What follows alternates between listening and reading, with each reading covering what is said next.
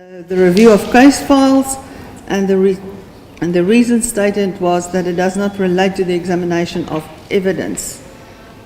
Then there were SOPs that we didn't receive, but the FSL clearly indicated to us that those did not pertain to the Western Cape, so I'm only speaking to the 4 that we have to date yet not received. And those are the 4 that we refer to in paragraph 17.0, subparagraph A of your summary in Exhibit EE10. That's correct, my Lord.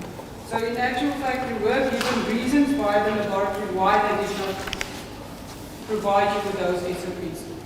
Because they are of the view that it does not relate to the examination of evidence, or that it's not relevant to the technical, as no non-conformances were registered. My Lord, yes, for the 46P SOP, it was stated that no non-conformances was registered, and therefore that SOP was not provided. But for us, for instance, the paper trail SOP 006P seemed to be very pertinent, and all of these SOPs are referred to in other SOPs that we received. My Lord, that, if I may, that also brings me to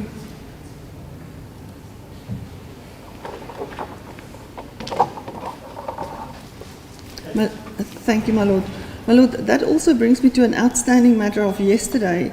I was asked to indicate whether we received the SOPs in the Rapagadi case. And I did go back into my records, and as far as I can tell, we requested SOPs. There was a question after that in how many of the cases that we submitted lists for discoveries was SOPs included.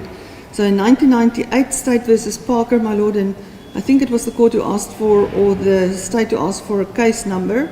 I could not get hold of Advocate Philip Higu. He is, I got hold of him on a text message, but he's out of town. The case number, as far as I could track it down, is A.253/98. And in that case, we requested all the results, the raw and the processed data, all the documentation, also all the SOPs according to which the data was obtained. And I'm paraphrasing here because the discovery document was in Afrikaans. There was also a computer disk on which we received information, which we could not open and the state could not open either. Then in 2001, in State versus Ackerman, as far as I can track down, the case number is CC222/01. We also requested the SOPs for all the processes, and also requested the raw data, all the raw data in that case. We also asked in several cases for competency and proficiency and so on, but I think the 2 pertinent issues is the data and the SOPs. Then in the case of Ori, I came very, very late into that case. We did ask for all the data.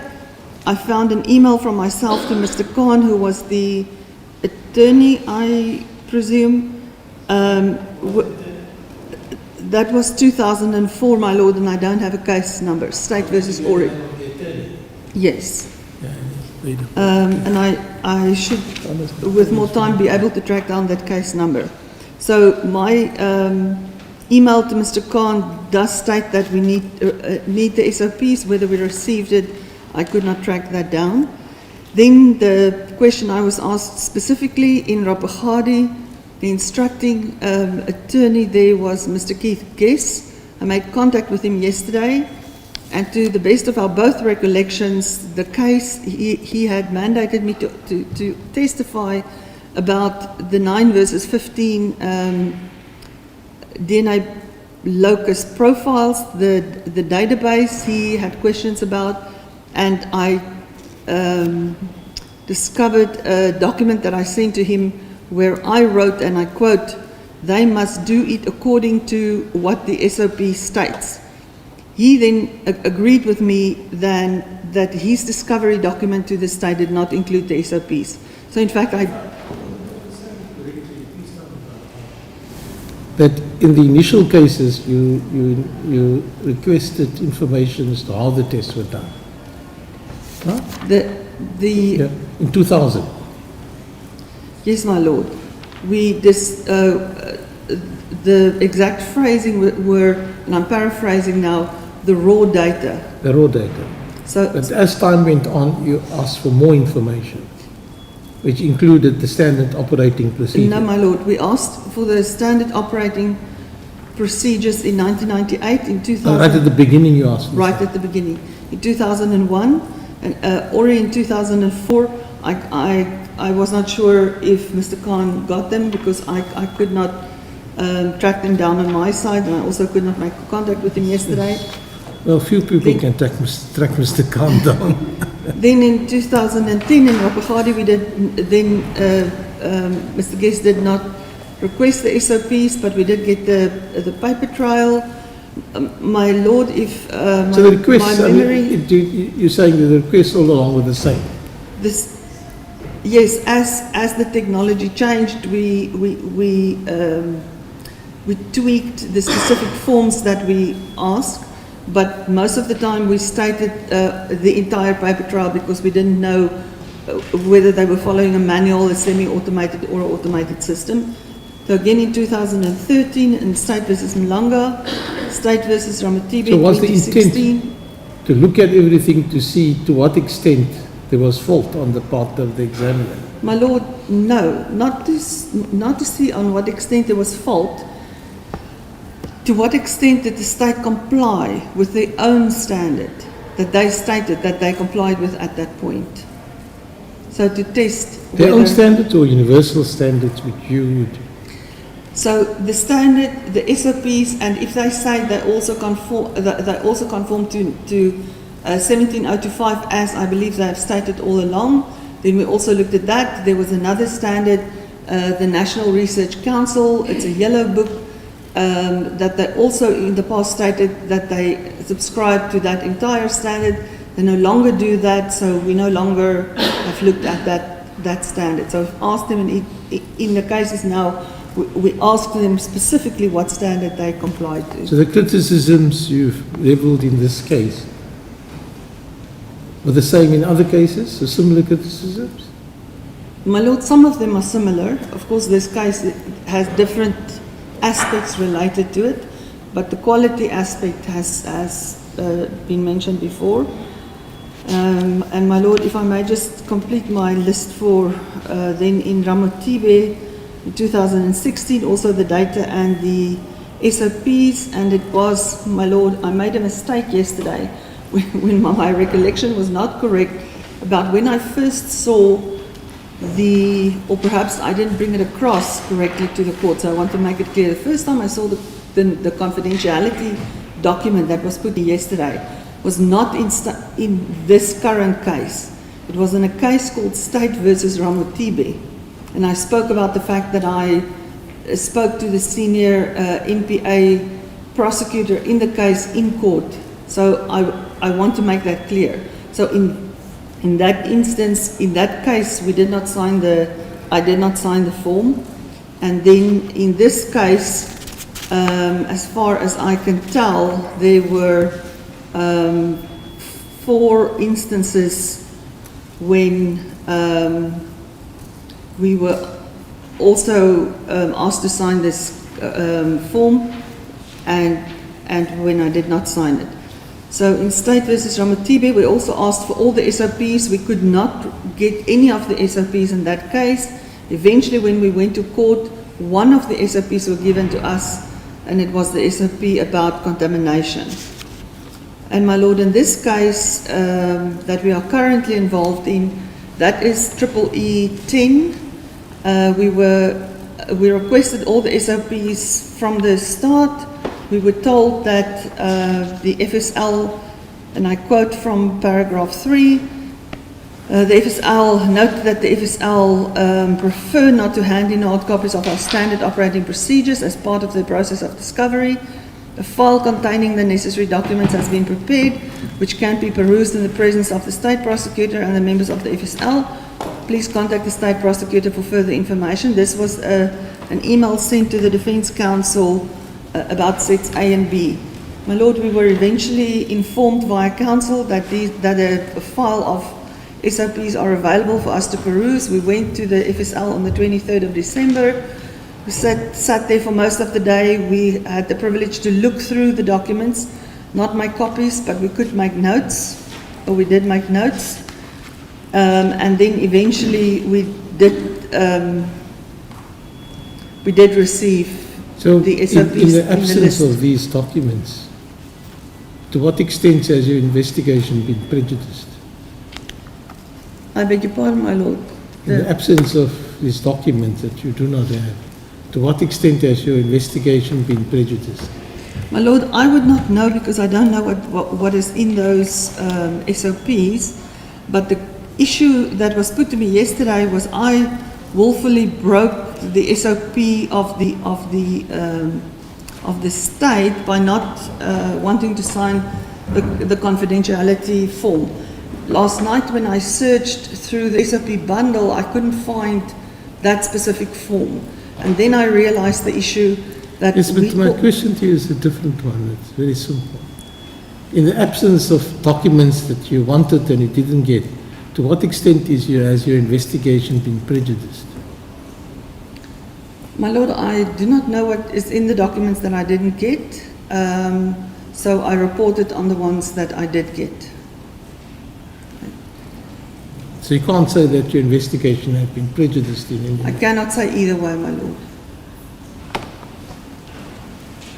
Not just for sake of completeness, given the witness's description of what was not supplied and the fact that there were reasons provided why it wasn't supplied, the state has no objection to Exhibit Triple E10 is accepted. Thank you. Exhibit 24.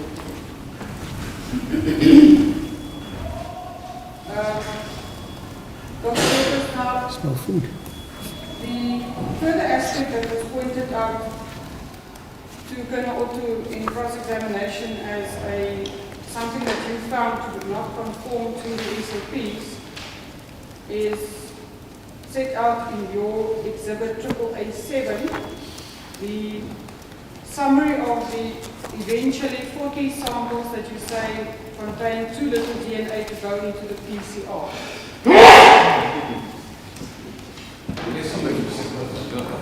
Sorry. My Lord, I don't know if the sneeze had overlapped with the last part of the question, but if the question... I said bless you, but if he was in Peru, the whole court would have said bless you. Exhibit AAA7, Dr. So did Walker, we the exhibit summary that you prepared with regards to the 40 samples, where you say it's less than 1 nanogram of DNA in the PCR, which is not in accordance with the SOPs. Correct, my Lord. So, am I correct, Dr. Walkers, that the amount of DNA used in each of those 40 samples are indeed indicated in the paper trail provided? It is indeed indicated, my Lord. So it is not as if the laboratory is trying to pretend that they use more. They noted the specific amounts that they use. Yes, my Lord, there was absolutely no attempt on the side of the laboratory to not provide us with that information. It's clearly stated on the sample status report and on the other documents. And if you start with the first page of your exhibit AAA7, excuse me, paragraph 1, subparagraph B, do I understand the content of that paragraph correctly, that the quotations that you give there are from the manufacturer's user manual? That's correct, my Lord. If memory serves me right, that's exactly where we got it from. Okay. Now, if we're only have regard to the manufacturer user manual, subparagraph Roman 1, it says the recommended range is 1 to 2.5 nanograms. Yes, my Lord. Indeed, so the original equipment manufacturer, which I will refer to as the OEM from now on, does state that recommended range. So what happens is they validate it. Doctor, I don't want to interrupt you. My Lord, if I may, Why? She's giving an answer. There's no reason for you to interrupt. Yeah, I agree with you. To allow her to give answers. But the witness has a tendency to give very long answers. We're never going to get done today. If you my Lord, I will attempt to keep it as short as I will not possible. keep it short, but keep it pertinent.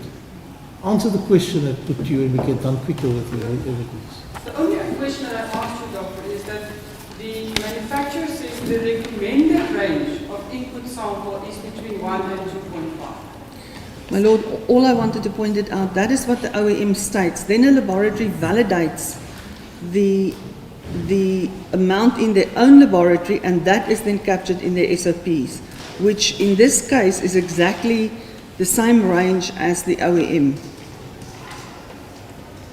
as the recommended range of the OEM. And you get that from SOP? My Lord,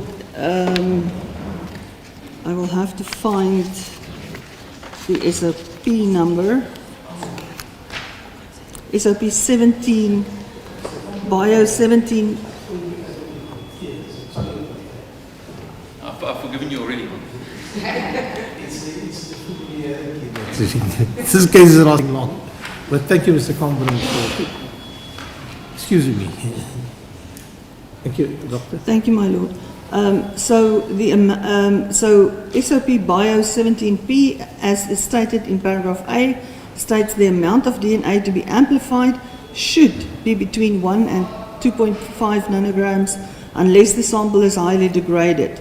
So it says should, which means it must be like that.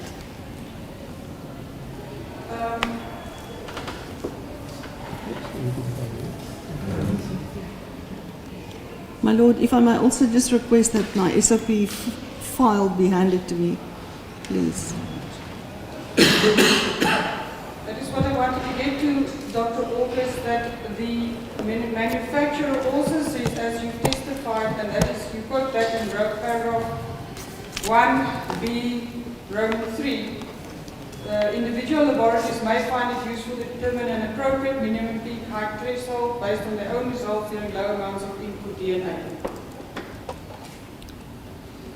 That is correct, my Lord. That is indeed why a laboratory will go and validate this method in their own laboratory. See,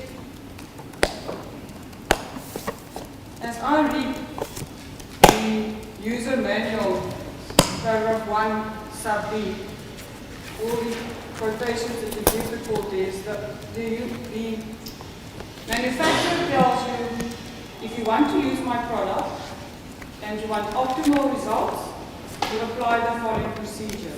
If you want to go beyond that, you have to do your own validations, and it can still be done, but you have to do your own validations and see what works for you. That is exactly what you say the laboratory did. They did their own validations, correct? They did their own validations and then captured that information in the SOP, correct? But that is not the only SOP regarding the sample size that the laboratory has, Dr. August. That is what Colonel ought to testify to. I'm referring you to the SOP bundle that you provided a copy of in the report. Page 326 of 413. It is SOP Bio 00089 capital P, page 5 of 7, paragraph 9, specifically paragraph 9.3 and paragraph 9.4. My Lord, I apologize. I'm still at the point of making a page number note. Okay. So it's page number 3. 326 of 413. Yes, my Lord, I just want to get to 326.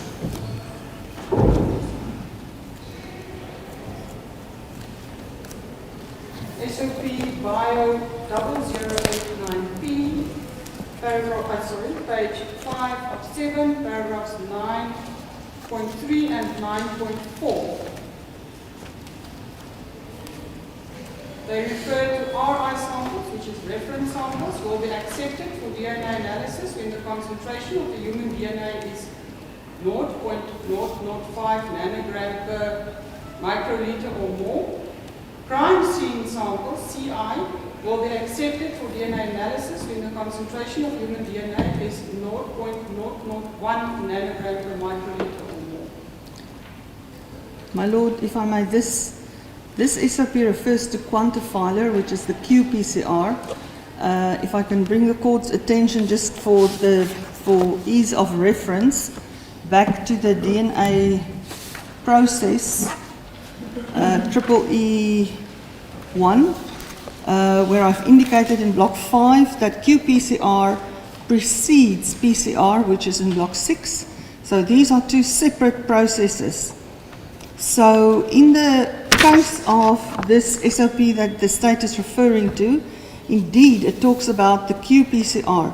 When is the qPCR, when can the qPCR analyst let the sample proceed? However, the PCR analyst then has to follow the Bio 17P, which then limits them as to where, in what range they can use the DNA. My Lord, the paragraph 9.3 talks about RI, which is reference index, and it says will be accepted, and it mentions 0.005 nanograms per microliter, which is then a concentration. So according to the SOP, the maximum amount that they may take from qPCR to put it into a PCR reaction is 20 microliters. So the amount of DNA, if you multiply that concentration, 0.005 nanograms in 1 microliter, if you take 20 microliters, you will have 0.1 nanogram of DNA. And my Lord, on triple E2, I've indicated to the court in what range the qPCR operates, and then in what range the PCR process operates. These are not integrated processes, these are sequential processes. Decisions are made in between these two processes. So the 0.1 nanogram of DNA would lie in the qPCR section in a range where the OEM states it's below the limit of detection. Dr. August, if the DNA in that sample, if it was too small, as you've just now testified, it would turn out that there would be no result in the DNA. My Lord, that is not always true, because when you operate with DNA in a very small amount or under a specific threshold, then effects that we call stochastic effects, which mean stochastic effects.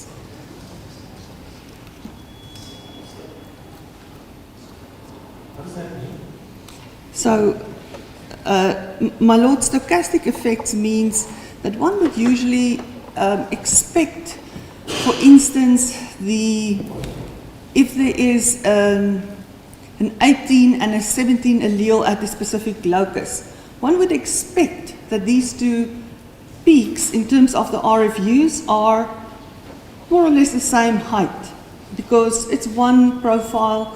It comes from one locus in one individual.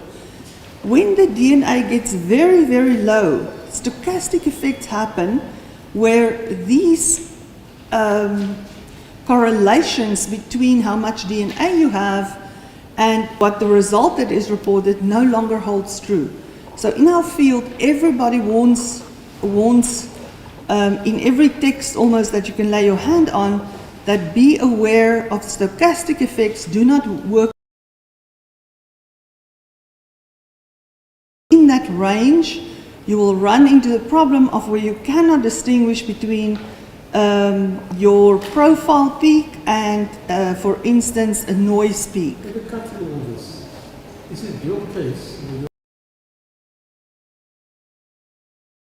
In 1 nanogram. Does that, the result of that, should be ignored for crime prosecution, crime detection? That is in any case, say a rape case, the only evidence is less than 1 nanogram. Should that be ignored altogether? My Lord, rape cases may be dealt with differently, and despite the gravity of any sample or the evidential value of any sample that's submitted to the laboratory, they have to follow the SOPs. Is this not a simple answer to a simple question? Is it your evidence that if it's less than 1 nanogram, for the purposes of crime detection and crime prosecution, that sort of evidence should be ignored altogether? My Lord, yes. My Lord, yes, because that is what the standard prescribes. The FSL standard Now, prescribes. just take the that. follow-up question to that. If that is the case, wouldn't that ultimately hamper the investigation of crime? My Lord, that I think is a larger debate for the forensic science field as a whole, which is why we are working very hard Yes, but the to get result people to not talk be to each. that in many instances the state would be hamstrung in using, it may be the only evidence available. I The understand state that, my would be Lord. hamstrung in using it because of the stringent tests that you propose. My Lord, it's not what I propose, it's what the SOP proposed, which comes from the Yes. ISO guide.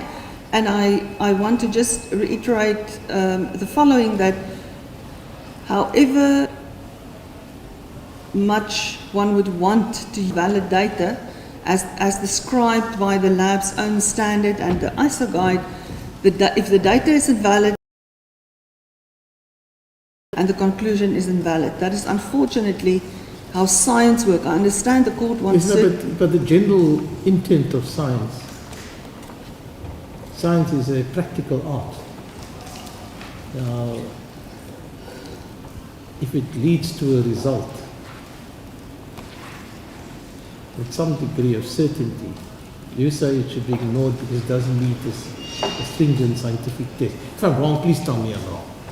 My Lord, that is how I understand the I am ISO right. guide But and the SOP from the laboratory. Now, isn't that... So one cannot, unfortunately, only look at the end result. One has to look at what precedes the end result. I can accept that, absolutely.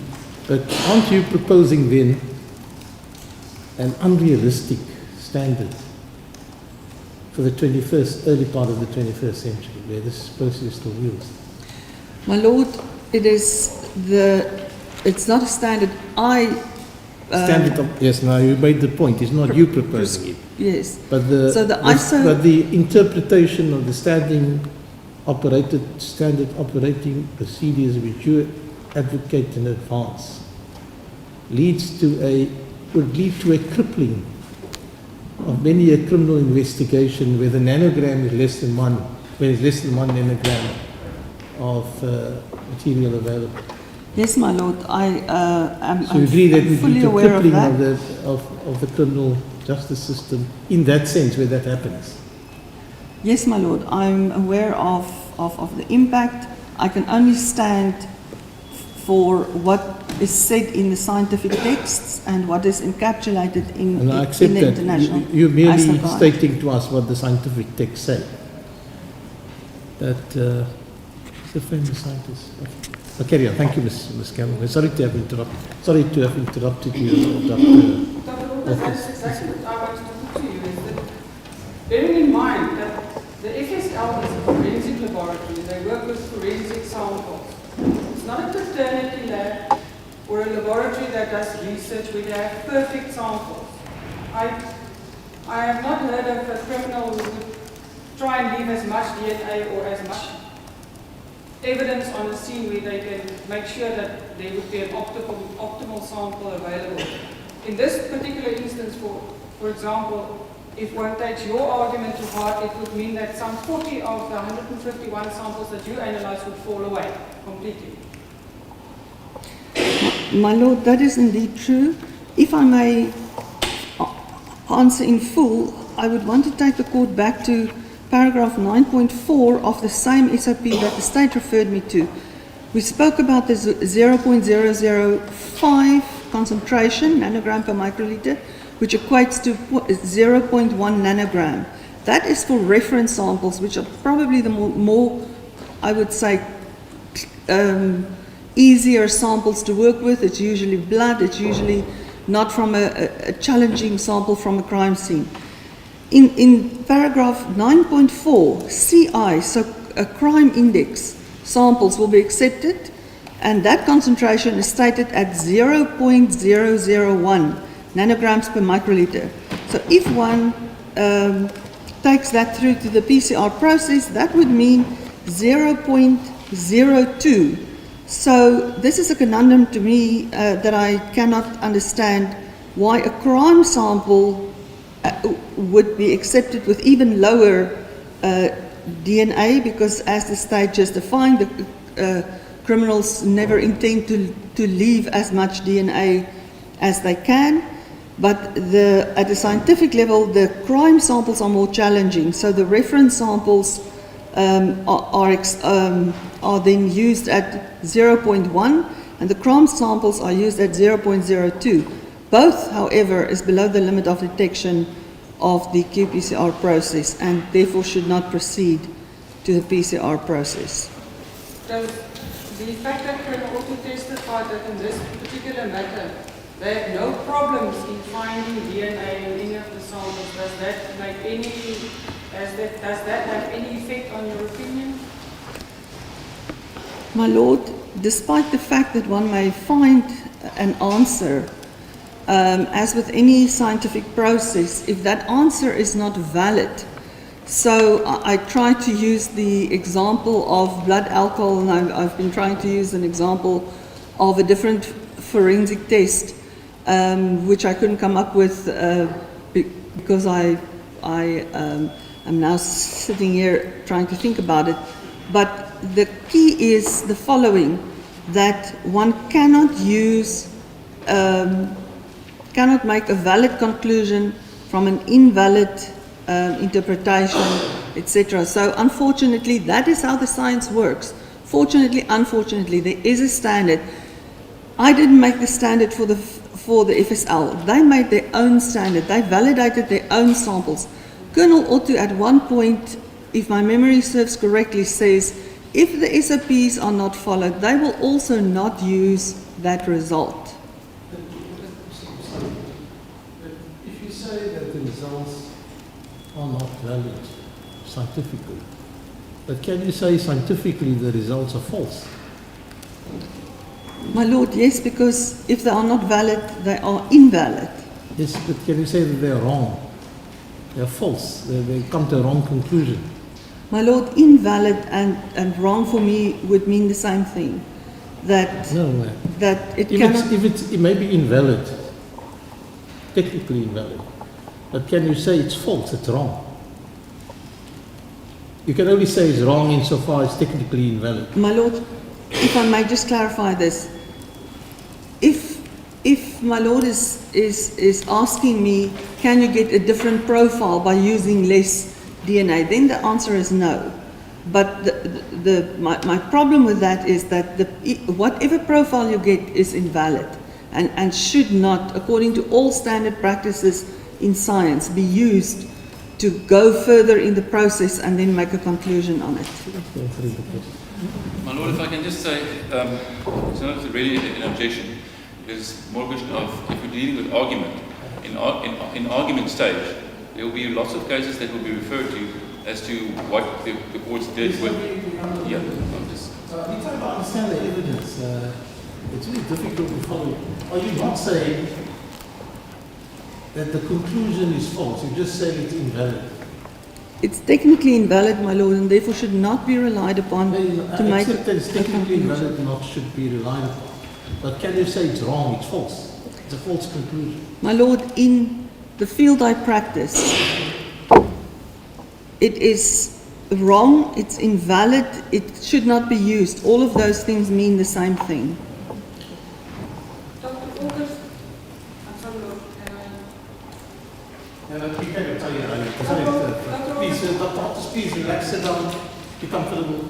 Dr. August, then if you say that specifically with regards to the fact that the laboratory used less than 1 nanogram of DNA in the PCR process, with regards to these 40 samples, as listed in your AAA7, and they should thus not be used for any further analysis or reporting or comparison or anything. Do you understand me correct?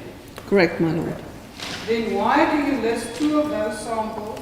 Oh, sorry, why do you use 2 of those samples to make your calculations for the amount of male-female DNA in those samples? Because on page 2 of 4 of your exhibit, paragraph E and paragraph L are 2 of the 3 samples that you make calculations on to determine the amount of male and female DNA. Then you should not do that either. My lord, can I just have a moment to rearrange the amount of files on the podium? If I can ask somebody to just help me with removing that.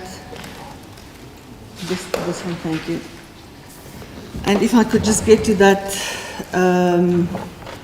calculation that the state is referring to, perhaps if the state would be so kind as to give me the exhibit number.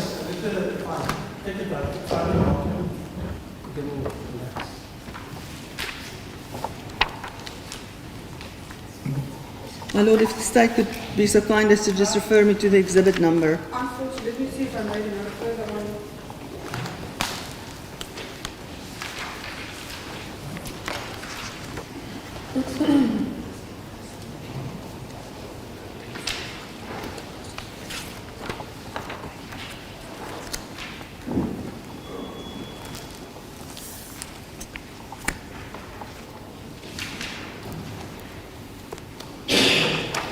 My lord, I believe it's an addendum to my report called A03. Can I just verify with the state if that is what she is referring to?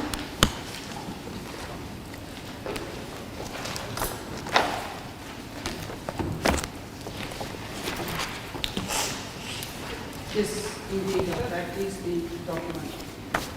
The sample male scrapings left hand, and it's not the corner of shower, but the shorts 120 stain 69. Those are included, paragraph E in exhibit AAA7 is nail scrapings left hand, membranes, and paragraph L is short 120 stain 69. You use both of them, which you say should not be used at all to make up scientific calculations on the amount of female and male DNA in those samples.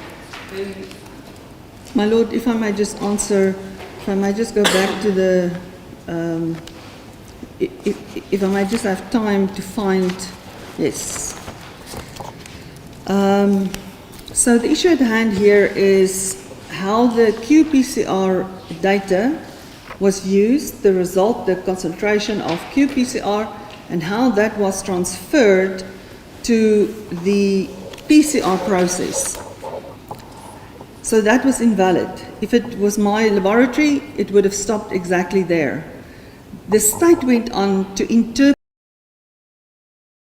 to point out to the state something Lieutenant Colonel Otto stated. I used that why it should raise the non-conformance and why the ultimate conclusion. use that document to tell the court that your expert opinion is in those 3 samples, including it is your opinion in those three samples 2 profiles and not 3. Wrong the laboratory was in their interpretation of the information.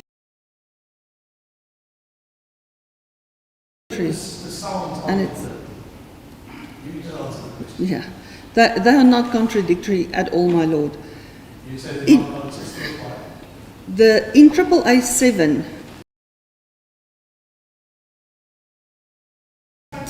submitted to the court all 151 samples, and in AAA 7 we compiled a list of the samples we thought should not have progressed beyond the qPCR state. It did in the FSL laboratory. They took it beyond the qPCR state process. They then performed PCR, etc. on it. So by Lieutenant Colonel Otto were made. I took her results and the documents on which she based her interpretations, which she states was the electropherograms as well as the sample status reports. I only attached the sample status report and showed why this was wrong. The line, something happened that was not correct previously. So in the preceding processes. So I presented AO3 based on the interpretation of Colonel Otto. So is it your evidence now, Dr. August, that AO3 was merely to show the court how wrong Colonel Otto's interpretation was? It wasn't there to show the court that it is actually your opinion that no female profile can be read into that sample? My Lord, I wish to answer in my own words and not just accept the statement made by this state. I used these calculations in AO3 to indicate why the conclusion was incorrect as stated by Lieutenant Colonel Otto in her affidavit.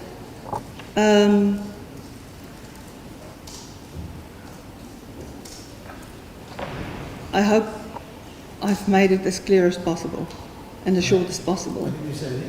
I hope I made it as clear as possible and as short as possible, my Lord. Thank you, Ms. Governor. Dr. August, there's a further SOP. Can I please refer you to page 177 of 413? It is bio 0040P, page 3 of 13. Status reporting officer priority casework. My Lord, I apologize. Can I just have the page Page again? 177 of 413.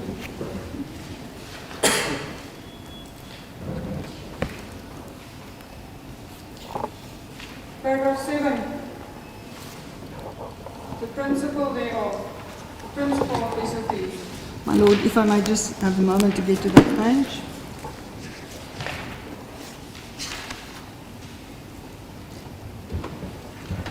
The first line in the paragraph 7, principle noted. The mission of the FSL requires that exhibits be examined optimally. In my mind as a prosecutor, Dr. August, that would include them using as small as is reasonably possible samples so as to not let the guilty person go free. And even worse, not let the innocent person go to jail. If some the manufacturer laboratory to go further than that. My Lord, I also would expect the FSL to and they did. They did validate this kit in their own laboratory and determined that they should not use below 1 and above 2.5 nanogram. And my Lord, if I may, I would like to quote the entire principle. And I quote, the mission of the FSL requires that exhibits be examined optimally. Due to high costs,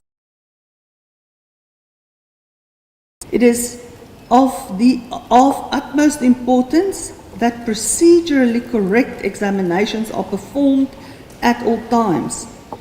In order for this to be successful, a uniform system of procedures for administration of casework and samples for STR analysis, as well as the interpretation of results, is provided. The last sentence reads, prioritized casework will be administered by the status reporting officer and fast track reporting officers. My Lord, as a scientist, this means to me that there is a uniform system of processes in place called the SOPs, which then must be followed so that scientifically valid data can be generated for use in court. And the Colonel also testified and said, we are allowed in terms of our SOPs as we interpret it to use up to 0.005 nanograms per microliter. That is how they interpret their SOPs. You differ from her in that. My Lord, they can,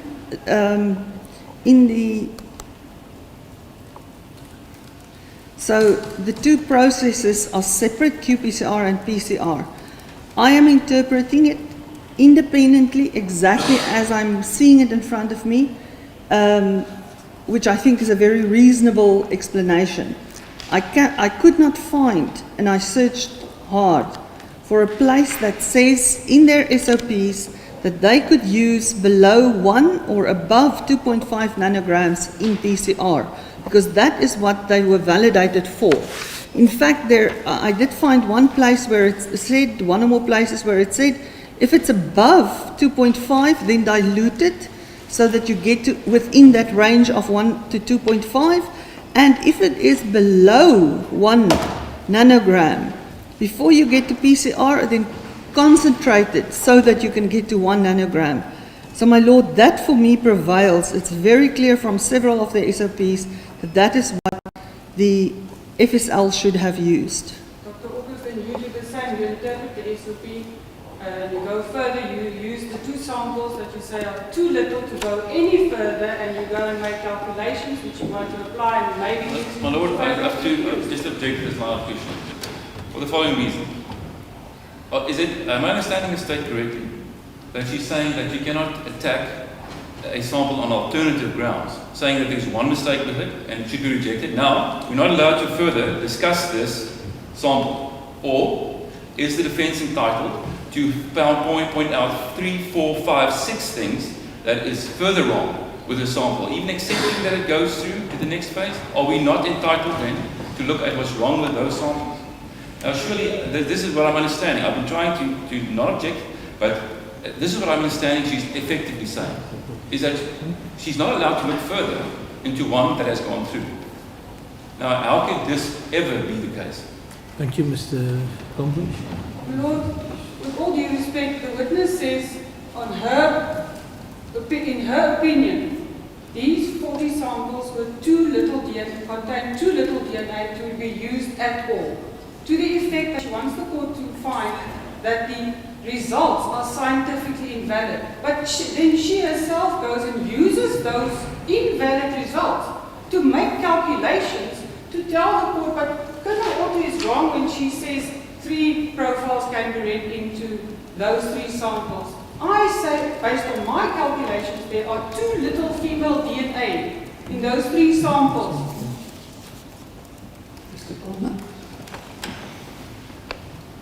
Oh, but again, there. That's now. Your witness is perfectly capable of dealing with this. He's a highly competent witness. No, that's true, but except that it goes from a premise that you would not be able to attack it on alternative grounds. That is what the premise is. Thank you. And how can that be? I'll permit Ms. Galloway to ask the question. Please.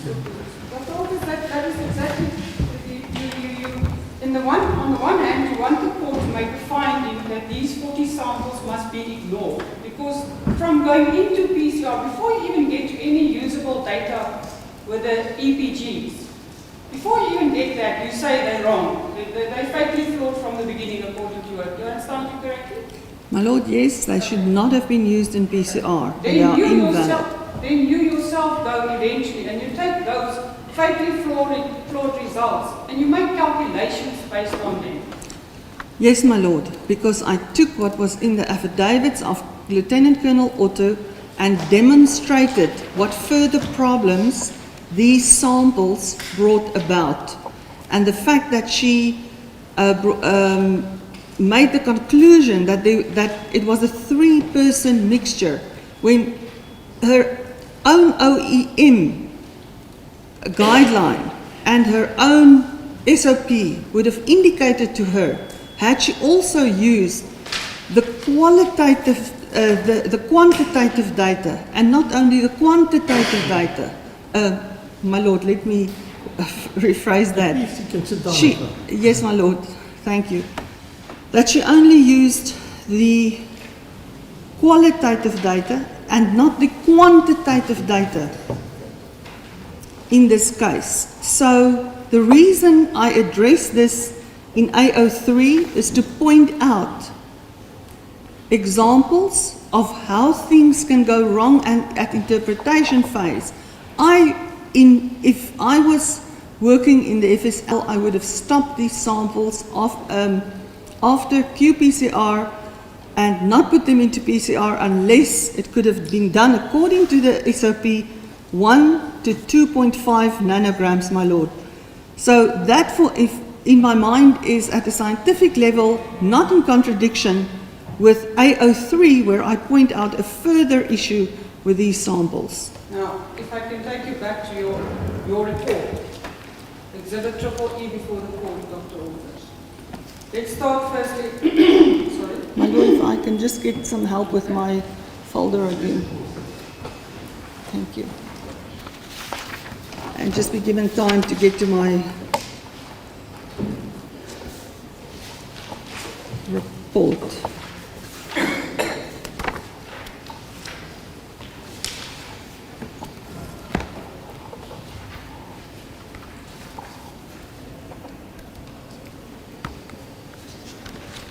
I'm specifically going to refer you to page 7 of 10, that's the Exhibit EE. We start at paragraph 3.6. Sorry, no, I'm wrong. We start at paragraph 3.6.1. The last sentence thereof, we'd like to just clarify something with you in that regard.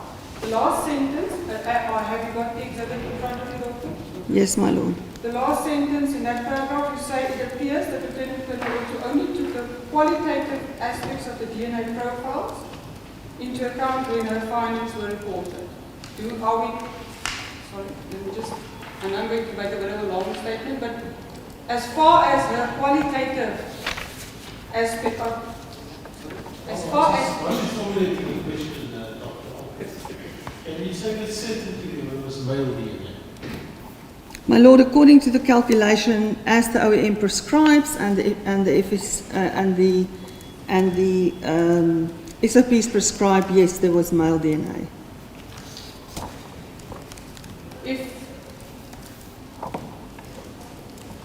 You need time to formulate the question again.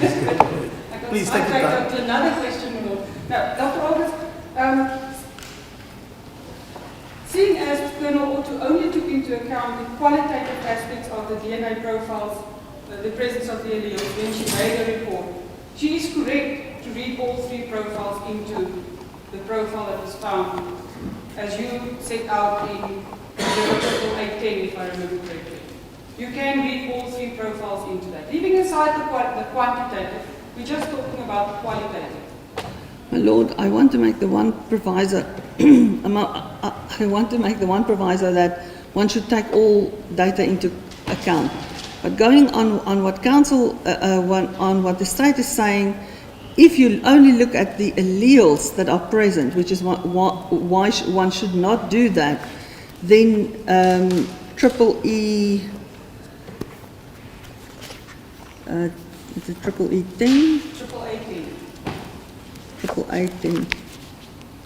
That is the initial document that was handed to Colonel Otto, where it was pointed out to her just this sample in the shower, that you could actually only read 2 profiles into the alleles, all 3, and which she conceded is correct. Correct, my lord. So Colonel Otto was not wrong in her reporting on the qualitative DNA that you can read 3 samples into that profile, into the profiles visible in that example. My lord, if science only permitted us to use qualitative DNA, I would have agreed with the statement. But one has to take the quantitative information also into account. So when Lieutenant Colonel Otto drafted her final report, she should have taken the quantitative data also into account, because it is simply not true that one can categorically, from only the qualitative data, make the distinction between a mixture of the 2 brothers or a mixture of the mother. She, now I'll have to go back to her affidavit exactly how to put it, but my recollection is that she stated it that it is a mixture into which all 3 of those profiles can be read into. That is good. My question is, are you saying that Teresa van der Walt cannot be read into that profile at all? My lord, when I first looked at the data, I realized that it was a mixture of the 2 brothers, which is why I found the statement by Lieutenant Colonel Otto in her affidavit perplexing. I couldn't understand why she said that, and then I realized what she had done is she had only looked at the qualitative data, which is dangerous, and why. Dr. Olbers, Colonel Otto's report says, when I look at the qualitative data of the alleles present in, let's continue with your 88810, the shower, sample in the shower. When I look at the qualitative data that I received after the sample went through the DNA process, the analysis process, I can read 3 profiles in that sample. My lord, may I ask that the state just takes me to the paragraph that you just read to me? Read your paragraph, Dr. Otto. That is what Colonel Otto's testimony is. I can read 3 profiles in it. In cross-examination, it was put to her, based on your 88810, that in actual fact, that statement is open to interpretation because one can read 3 or 2 profiles into that sample. Mother and 2 brothers, or just the 2 brothers. That is how it was put to Colonel Otto. And she immediately conceded, yes, indeed, it is correct, based on the specific uniqueness of it being a sample containing possibly the blood of a mother and 2 brothers, 2 of her children. She said, I concede, it is possible. My lord, Are you saying that she was wrong in doing that?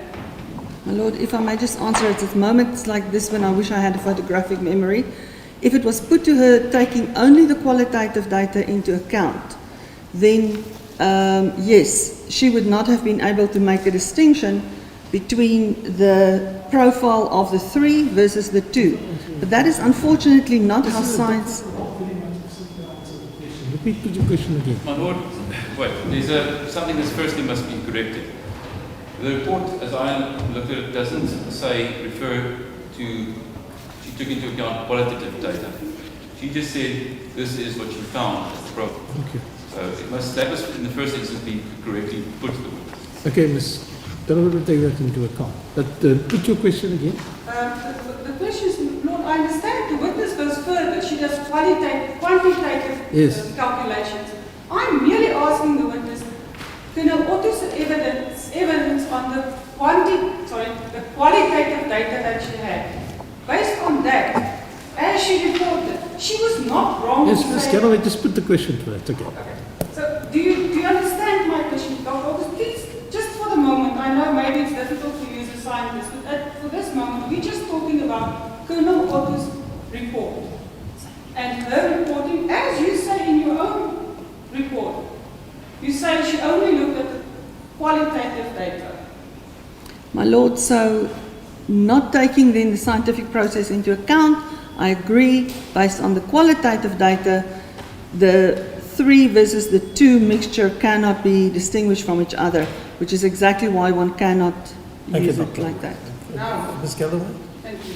Now you go further, back to your report, Exhibit EE, paragraph 3.6.3. In 3.6.2, you point out the fact that an author should also have taken the qualitative data into account.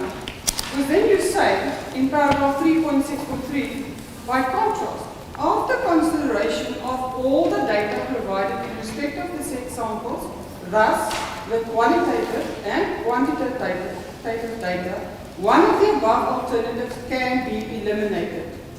When taking the ratio of male to female DNA contained in each sample into account, as probable that the said samples contain mixtures of only male DNA. In this case, a mixture of the DNA profiles, then you go on and on. But the fact is, Dr. August, yeah, you do exactly what you told the court was not the purpose of A03. You testified and you said... Ms. Galloway, now you're going to more than one question. Let's answer I'm the sorry, question. Lord. I tend to get carried away. Yes. My Lord, I have said before that AO3 is in no way in contrast to the fact that that we pointed out, that I pointed out or made the 2 versus 3 handout, which is now Exhibit AAA 10. So what I'm pointing out in paragraph 3.6.3 is then, as the OEM recommends, if you take the qualitative and the quantitative data into account, as I've testified before, the data, the process should not have proceeded to PCR. I did not make the call to have it proceed to PCR. They ought to did, but the FSL is when Lieutenant Colonel Otto made her final conclusion. She testified that she sample status report, second page, so page 2 of 9, I'm looking at the nail scrapings. There's a human concentration of 0.0427, a male concentration. You cannot read a female profile into that sample. My Lord,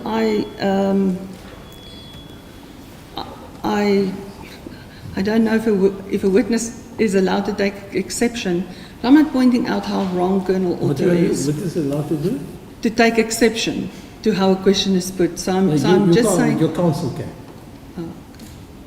So I'm just saying that I'm not pointing out how wrong Colonel Otto is. I'm trying to illustrate to the court whether these samples are scientifically valid.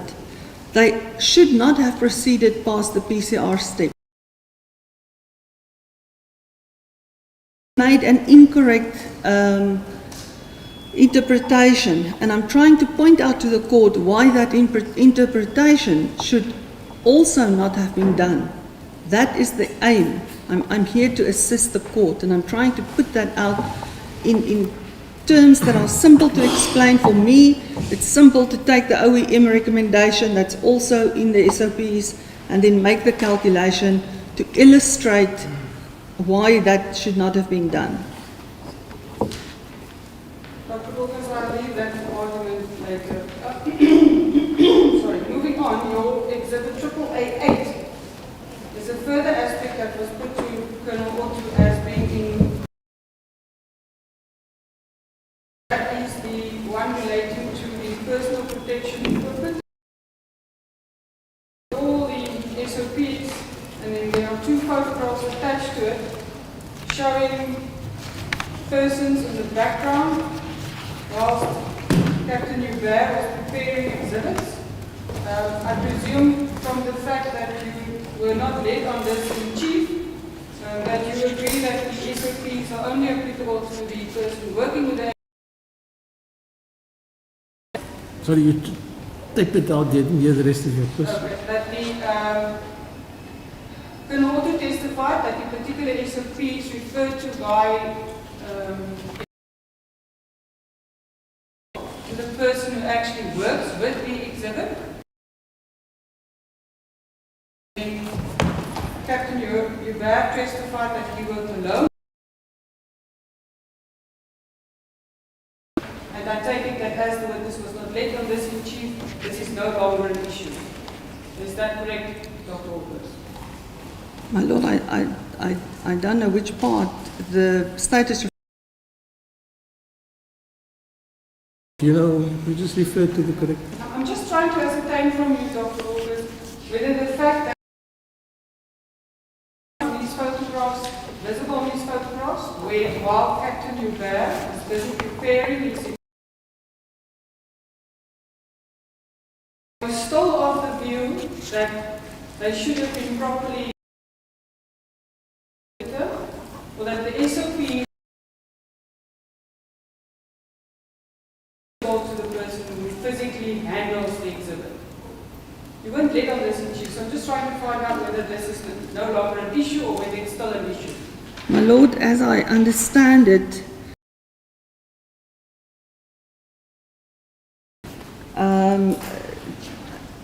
there was an SOP quoted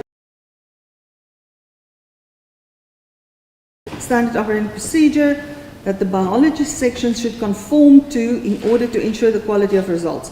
Preventative measures to prevent contamination of exhibits by personnel with their own DNA and cross-contamination between evidentiary material is necessary. Testing with the polymerase chain reaction, PCR in brackets, technique, to ensure exhibit integrity and chain of custody. That it describes all personnel must at all the line where the following people. I understand that to mean that if you must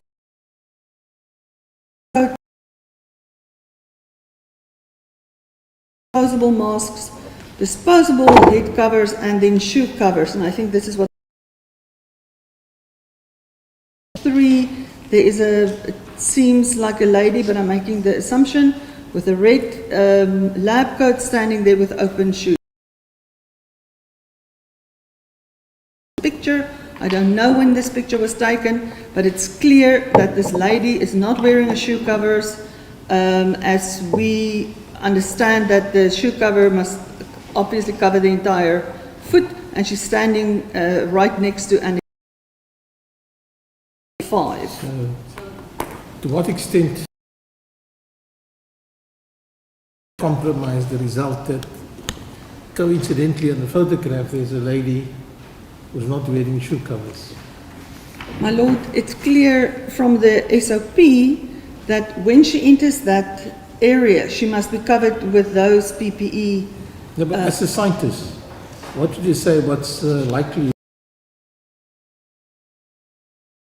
photograph is not wearing a foot cover?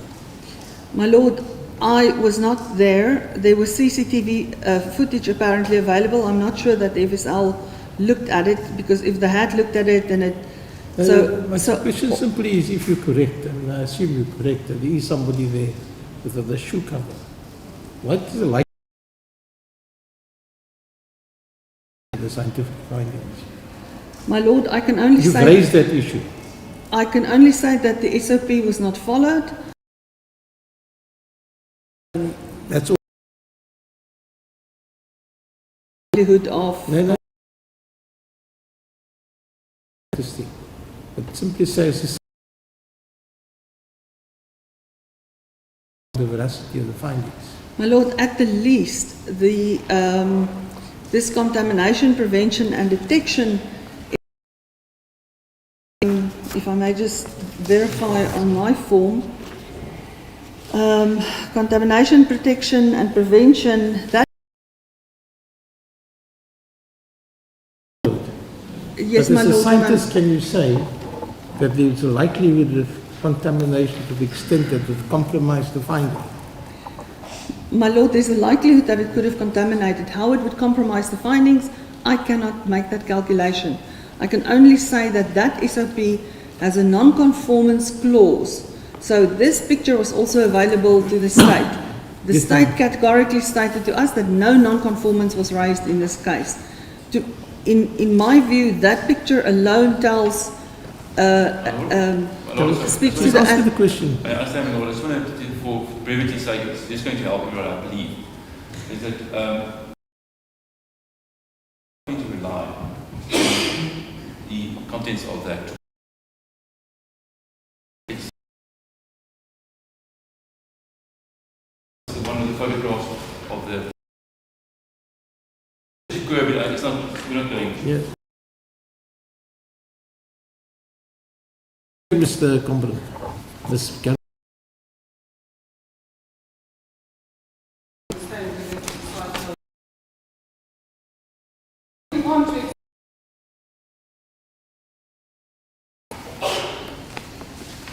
Non-conformance according to you. Sorry, from the same page, follow.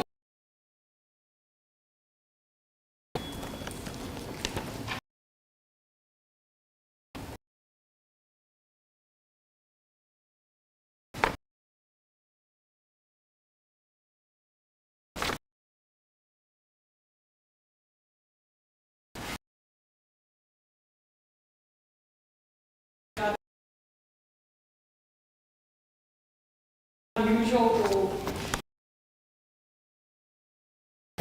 as far as I understood the sometimes and sometimes to be isolated or analyzed. Do you agree with that?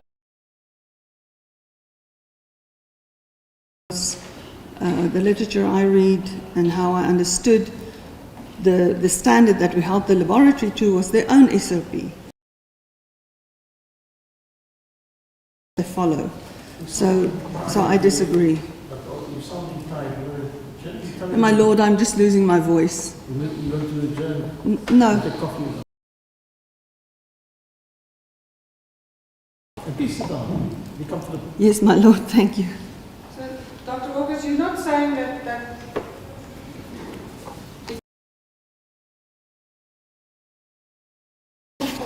again based on the FSL's SOPs. Out on the fact that they did not follow their SOPs, and further, there were obviously list that we received. We couldn't see what other samples were there. So one would be concerned, for instance, if there is a mixture reported, or more concerned about it if it's a mixture that is reported. Of course, one could not then know if cross-contamination sample to the next sample, given the way that that is how samples are dealt with in a batch. My lord, if I could refer to why I raised 2 pages from the data set. Where are you going to? My lord, yes, I will explain to him how to get to it.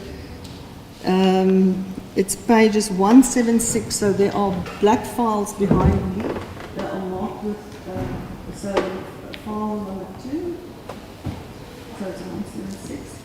And then, my lord, I would also need file number and file number 5. My lord, I apologize, this is going to take a while to just... It is almost maybe to give the come, she's got a little space there on the witness list, maybe she can use the table in front of her. Thank you, my lord.